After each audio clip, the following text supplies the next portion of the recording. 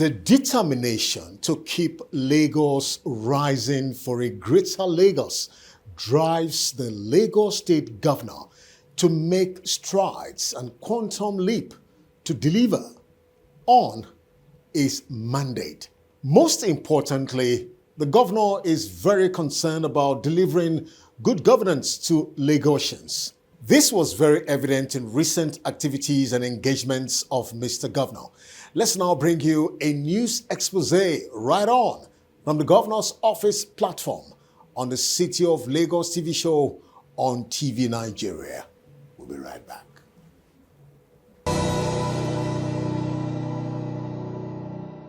First, the recent unveiling of a book dedicated to Governor Babajide Sanwo-Olu titled Sanwo-Olu Against All Odds reflects deeply and tells the great story of Governor Sanwo-Olu's journey in governance, life, and politics.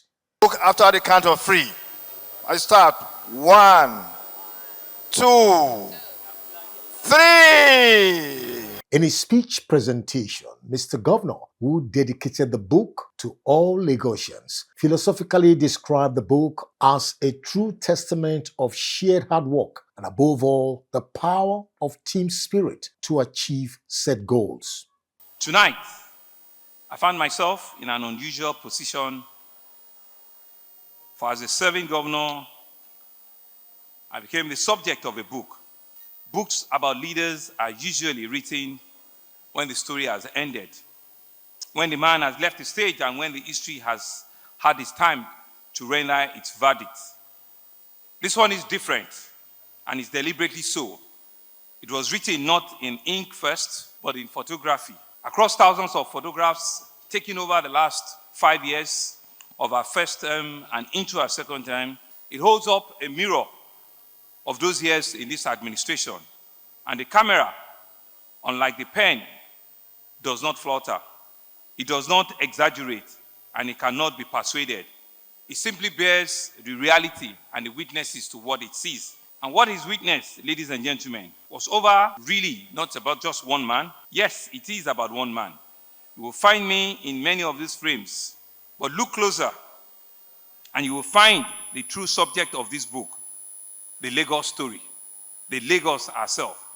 The market woman rebuilding her store, the nurse in protective gear who has not seen her family for weeks, the young person holding up a placard demanding to be heard, the engineer on the bridge at dawn, the school child walking into a classroom that did not exist the year before, the 22 million plus Lagosians that are striving, grieving, laughing, insisting, and they are building.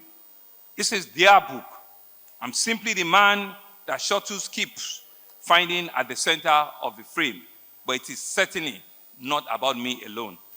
And so permit me then to tell you the story of the pages, because it is in a story that I've lived, and because on a night like this, a governor owes his people an honest account. 8 years ago, I answered a call I did not seek.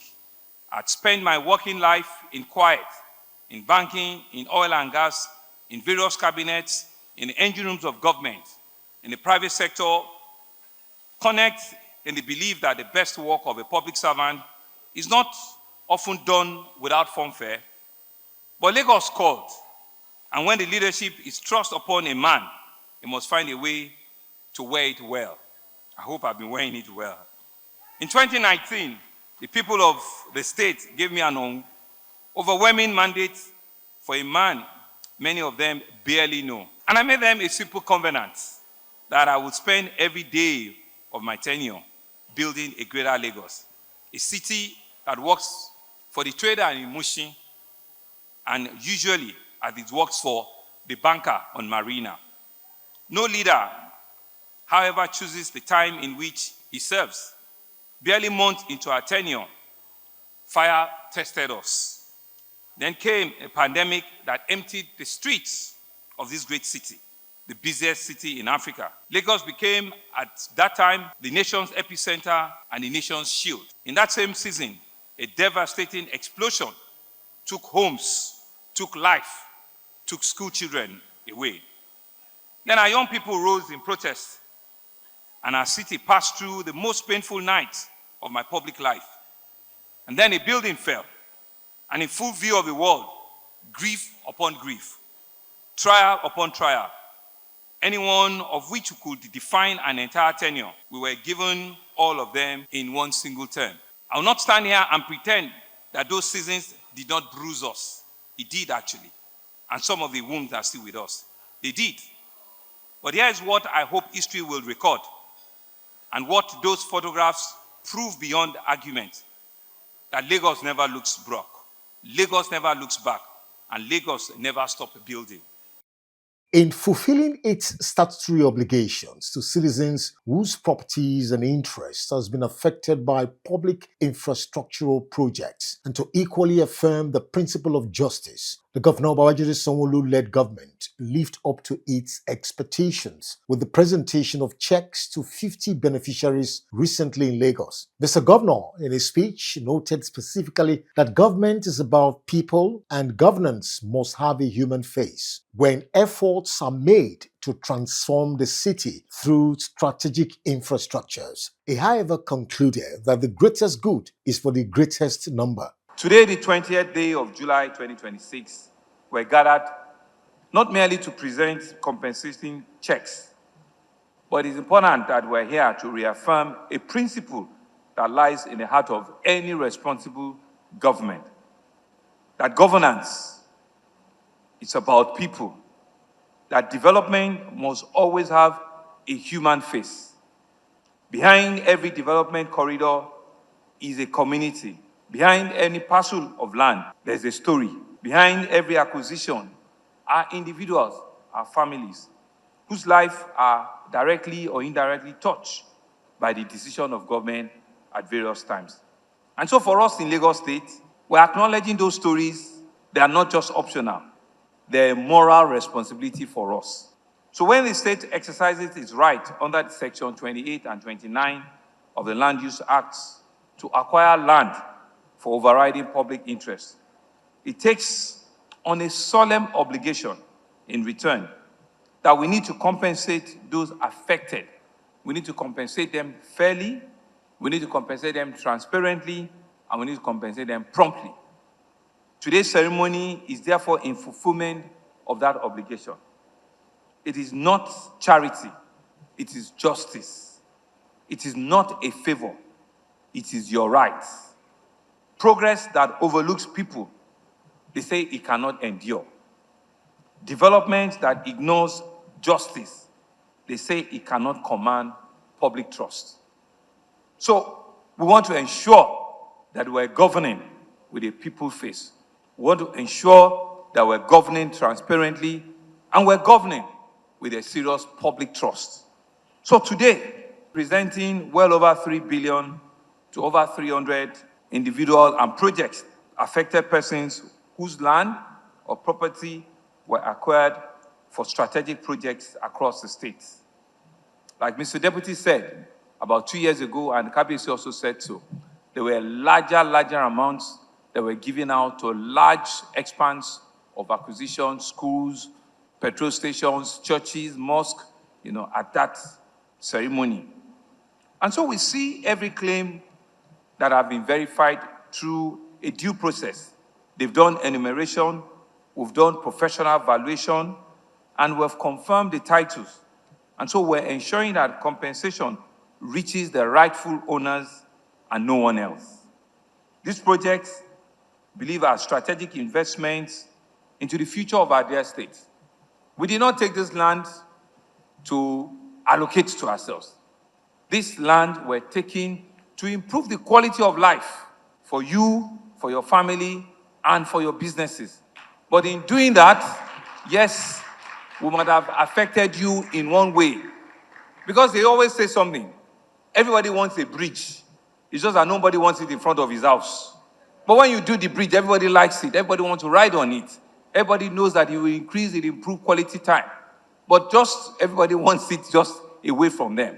But as a responsible government, our responsibility is to ensure that the greatest good is for the greatest number.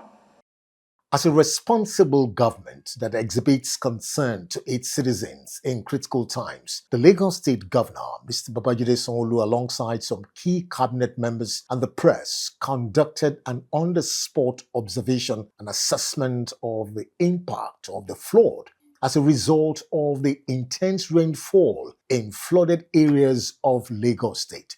Mr. Governor, in his address to the press, gave an in-depth analysis of factors responsible for the flood and preferred practicable strategic solutions expected to be taken by his government to address the disturbing situation in future.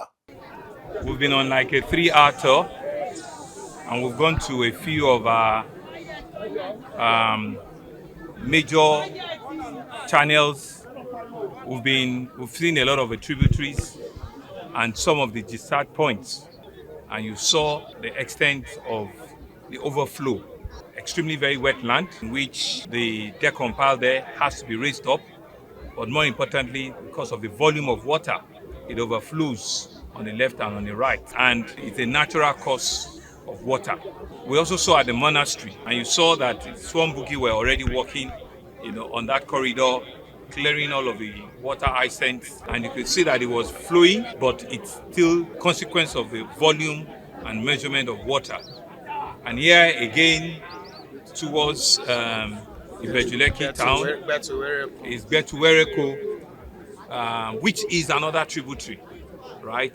This one is supposed to continue and go all the way, pass through Eleko and eventually discharge into the Lekki Lagoon, which is almost towards the free trade zone.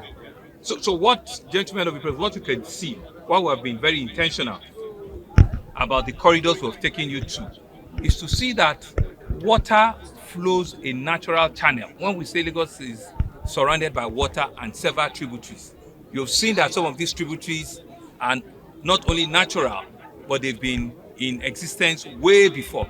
I'm told, even here today now, that from Lekki Lagoon, this same water you see, several decades ago, you can actually log and go all the way to Morocco. So these are natural waters that have been part of the Lagos story. But over the years, what you've also seen is you've seen constriction, you've seen development that have come to meet the natural body of water. And in some places, you've seen from our drone, there's constriction, meaning that people that do not have approval, drainage approval also, have restricted the flow of this water in some places, right? And in some other places, because of natural desilting, desilting, it has, they will have settled in. That's why we need to come regularly to come and desilt and excavate and evacuate so that there can be flow of it. In all of the journey we have seen today, there is a natural occurrence. There's also a human factor out of it. But I think the volume of water that we have recorded in the last 3-4 weeks in Lagos are largely due to natural occurrence, right? And nature will always take its course.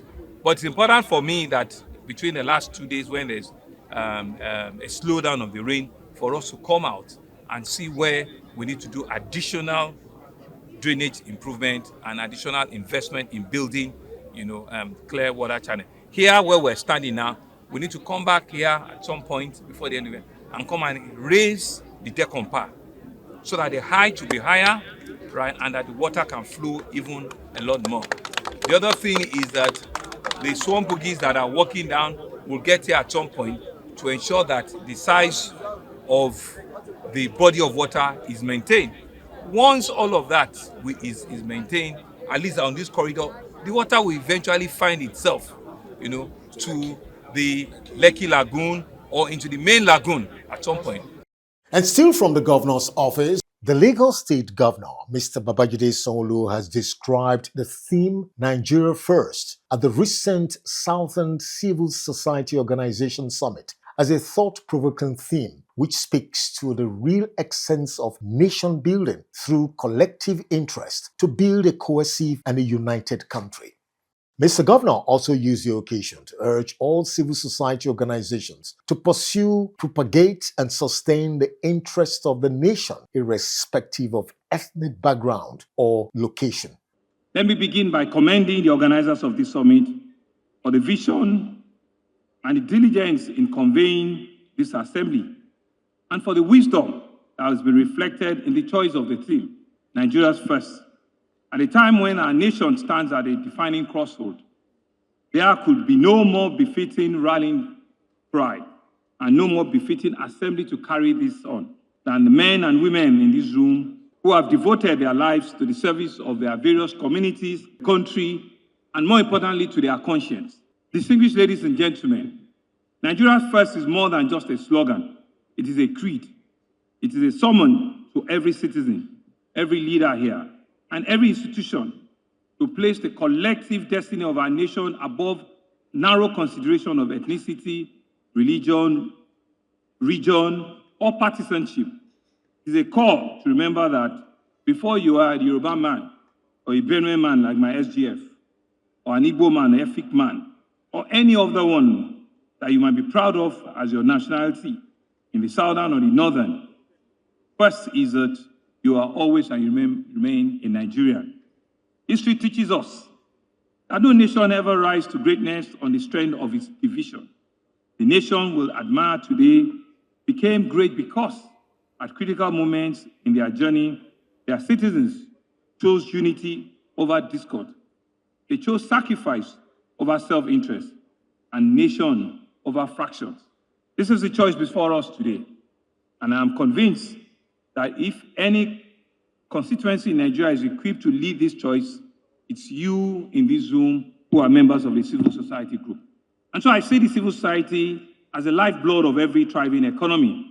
They are the bridge between the government and the governed, the watchdog who hold power to account, the advocates who give choice to the voiceless, and who mobilize, whose mobilization will transcend policy into progress at the very grassroots, from campaign to electoral integrity, to fight against gender-based violence, from community health interventions to promoting of transparency and good governance.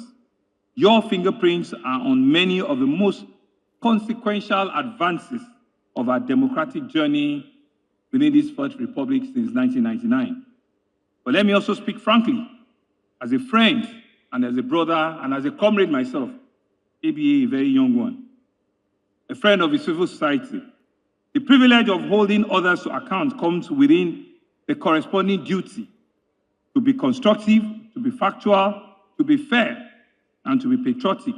Criticism tears down without building up what it serves as one. Advocacy that inflames division rather than heals the betrayal of every community it claims to want to serve. And so the theme of this summit challenges all of us, government and the civil society alike, to elevate our engagement, to disagree with being a disagreeable, but to critique without condemning our nation, our country, and to insist on accountability while never losing the faith in the Nigerian project. The recent celebration and honor of the Lagos State Deputy Chief of Staff, Engineer Samuel Egube, by the Urobo and Isoko elite group in Lagos for his exemplary leadership excellence saw in attendance the Lagos State Governor, Mr. Babajide Sanwo-Olu. Mr. Governor used the occasion to describe his Deputy Chief of Staff as a leader with exceptional and outstanding leadership character and personality. He equally commended him for his tremendous support to delivering quality service in Lagos State. This Leadership Excellence Award is presented to Engineer Sam. Our also Egube,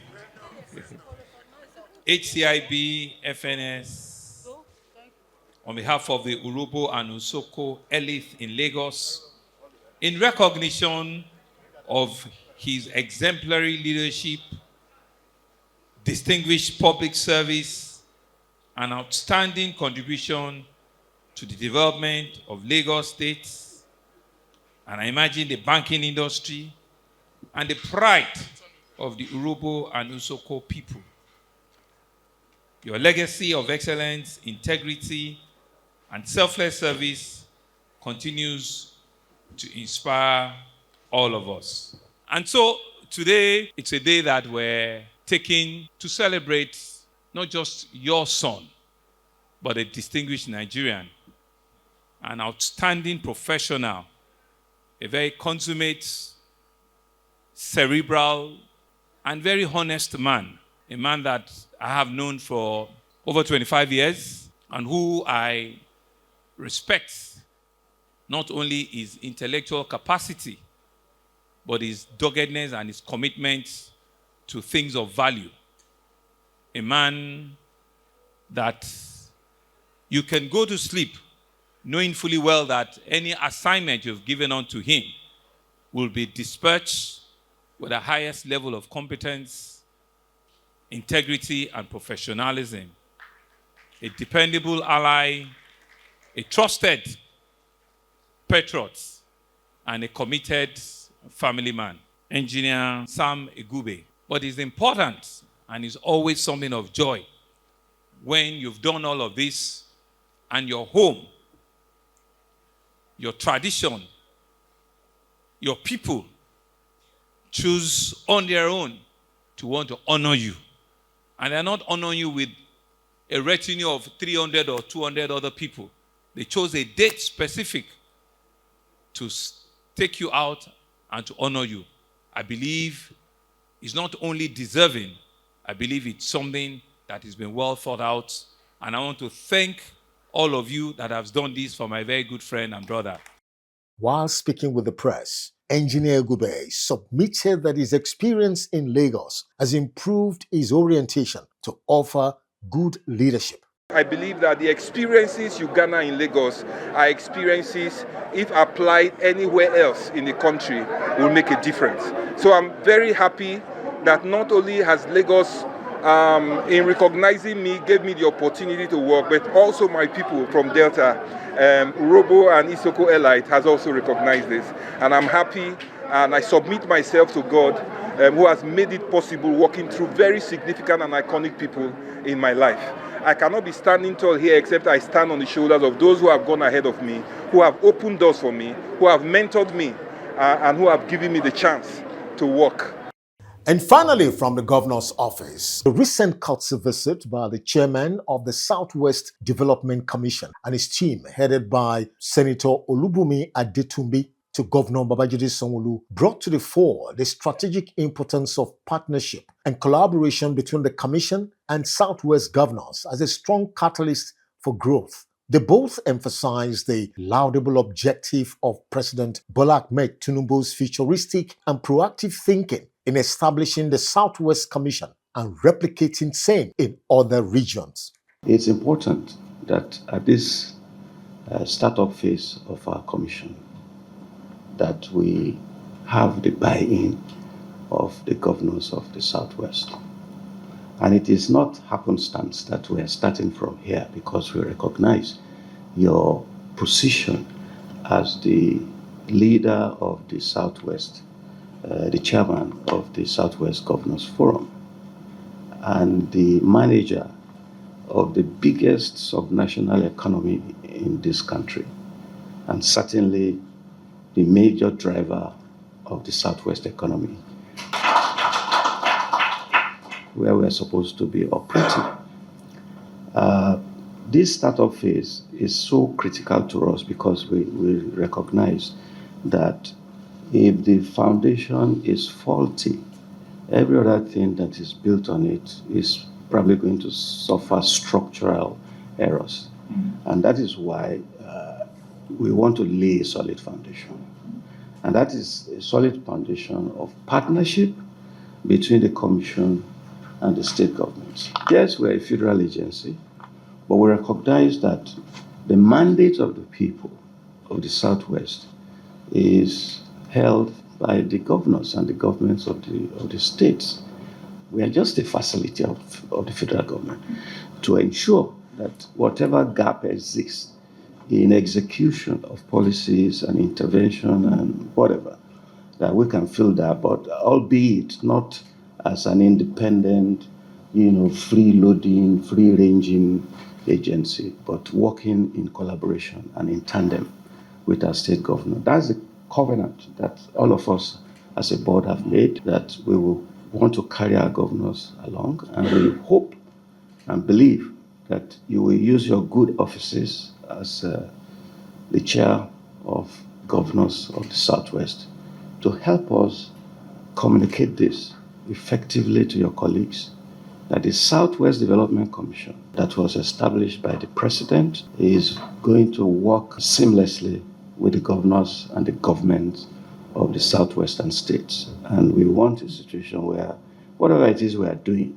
resonates well. It's not conflictual, but inclusive of what the governors expect of us.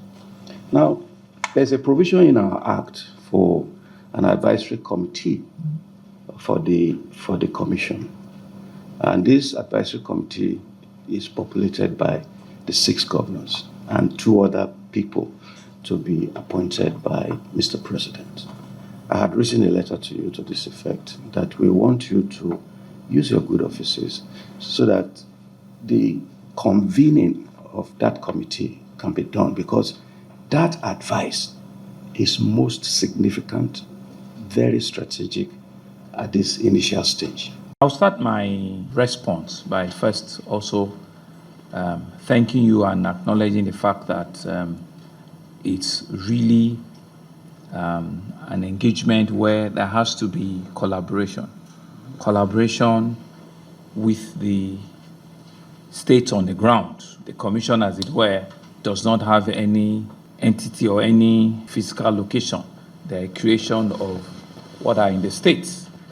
And it's nice to know that the vision and the objective you have is to be able to work with the leadership of the various states governments that are in the region and be able to develop, working in tandem, interventions that will be people impactful and would ensure that the resources that are available to you are utilized, judiciously, so that the overall objective of that strategic impact will be felt by the people, and it will play a strong complementary role, to the government of the various states in the region. I think that's a strong point for me to also pass on to my colleagues, that we see a true partner in the Southwest Development Commission as a willing commission that would want to work with us and ensure that their vision is not at variance to the objective of what we're driving at our various states. So that being said, it means that we can indeed collaborate very extensively. We can collaborate very well. It's actually also very interesting that the way the commissions have been designed is to ensure that it reflects the true national interest.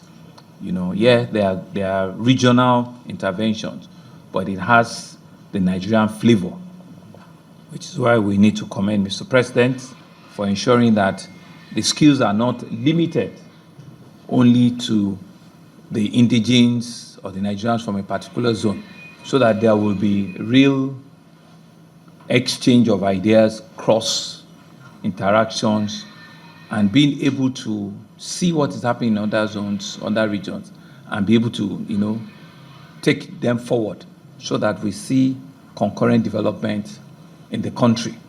And that draws the curtain on our news catalog of activities from the Governor's Office platform on the City of Lagos TV show on TV Nigeria.